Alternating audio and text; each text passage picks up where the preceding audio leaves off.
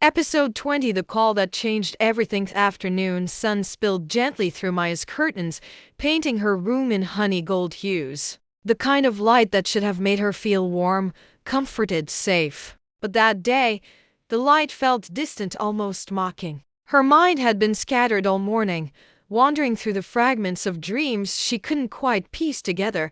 She'd been avoiding her phone for hours. Not because she didn't want to talk to anyone, but because no one seemed to understand what she was feeling anymore. Every message, every notification from social media felt shallow. Every word of comfort from friends bounced off the walls of the hollow space in her chest. She sighed, turning the phone face down on her bed and hugging her knees. Maybe silence was safer. But then bzzz. Her phone began to vibrate, buzzing insistently against the sheets. Maya frowned, glancing toward it. No one really called her anymore. They texted or sent voice notes. But calls, especially from unknown numbers, were rare.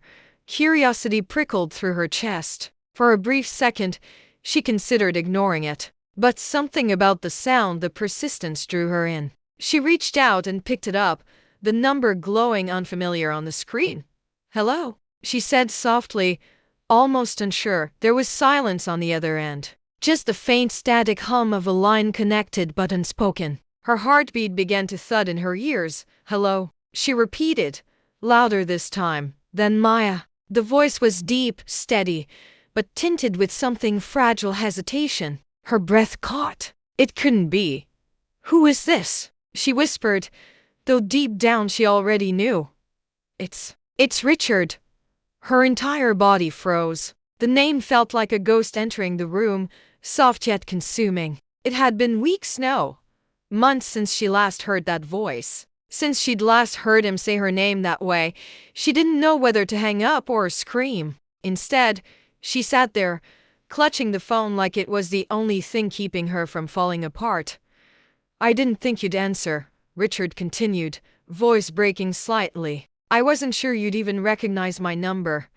Maya swallowed, trying to keep her voice steady. "You called from a private line. How was I supposed to recognize it?" A soft chuckle. It was familiar, painfully so. "Fair point." Then silence. The kind of silence that holds 1,000 unsaid things. Maya finally exhaled, pressing her forehead against her knees. "Why are you calling me Richard?" I needed to hear your voice," he said quietly. "I've been thinking about you a lot. About everything." Her chest tightened. She wanted to tell him she had moved on, that his words didn't matter anymore. But that would have been a lie, and both of them knew it. "Thinking doesn't change what happened," she said after a long pause. "I know," he murmured. "But maybe it can change what happens next." She almost laughed, a tired, bitter sound. "You really think it's that simple?" "No," he admitted. "But I'm willing to try if you are." Maya leaned back, closing her eyes. She could hear the faint sound of traffic on his end, maybe even the distant murmur of a city she once knew too well. It was strange how voices could transport you instantly back to a place you'd buried. "You hurt me, Richard," she said softly. "You walked away without even trying to explain." "I know," he said again. His voice cracked this time, raw and remorseful. "And I hate myself for that every day. I thought staying away was the right thing, like maybe you'd be better off without me. But I was wrong. I'm still wrong." Something warm and aching stirred inside her. The honesty in his tone made it hard to stay angry. "Maya, can we meet? Just once, please." Her breath caught again. 100 memories flashed behind her eyelids. His laugh. The way he used to look at her like she was the only person in the room. The night they said goodbye without really saying it. "I don't know if that's a good idea," she whispered. "Maybe it's not," he said. "But if I hang up now, I'll regret it for the rest of my life. I need to see you. Just talk. No expectations." She didn't answer immediately. Her mind was a storm of what-ifs and unfinished goodbyes.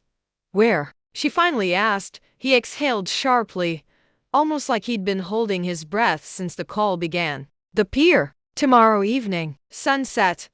Maya hesitated again, biting her lip. "The pier?" "Yeah," he said, his voice softening. "Where we used to sit and count the stars before the city lights drowned them out." Her chest ached. That place held too many memories, too many ghosts of who they used to be. All right, she said finally, almost in a whisper. Tomorrow. When she hung up, the silence that followed wasn't peaceful. It was heavy, buzzing with nerves and something dangerously close to hope. The next evening, Maya stood at the edge of the pier, her hands buried in the pockets of her coat. The breeze carried the scent of salt and old wood. The sky was painted in streaks of gold and lavender, the last rays of sunlight rippling across the waves. She told herself she wasn't nervous, but her heart betrayed her, fluttering uncontrollably beneath her ribs. Then she saw him. Richard. He stood a few steps away, hands in his pockets, hair tousled by the wind. Time had changed him. There was a weariness in his eyes that hadn't been there before. But when he smiled softly, hesitantly, it was the same smile that used to make her heart race. Maya, he said, his voice low. She swallowed, taking a slow step forward. You look different. So do you, he said with a faint smile, stronger. They stood there in silence for a moment, both unsure how to begin. I almost didn't come, she admitted. I wouldn't have blamed you if you didn't, he replied. But I'm glad you did. The waves lapped softly against the pier, filling the spaces their words couldn't reach.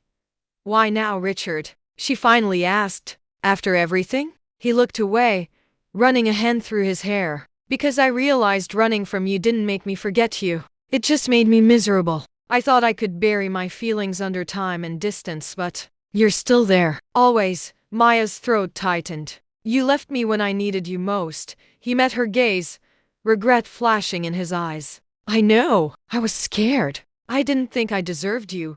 Tears welled up in her eyes before she could stop them. You didn't even fight for me. He stepped closer, voice trembling. I'm fighting now. Maya looked up at him, the breeze catching her hair. You can't just walk back into my life and expect everything to be the same.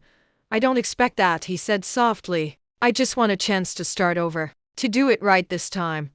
Her heart warred with her mind. Part of her wanted to turn away, to protect herself. But another part, the part that still remembered what it felt like to be loved by him, wanted to believe him. Richard, she whispered, I don't know if I can trust you again.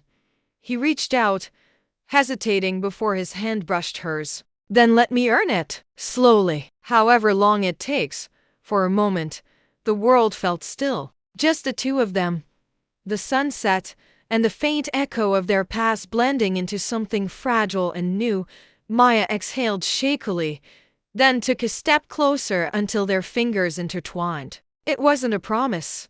Not yet, but it was something. As the sun dipped beneath the horizon, painting their silhouettes in gold, Maya realized something she hadn't felt in a long time. Peace. Maybe love doesn't always have to end. Sometimes, it just paused, waiting for the right moment to begin again.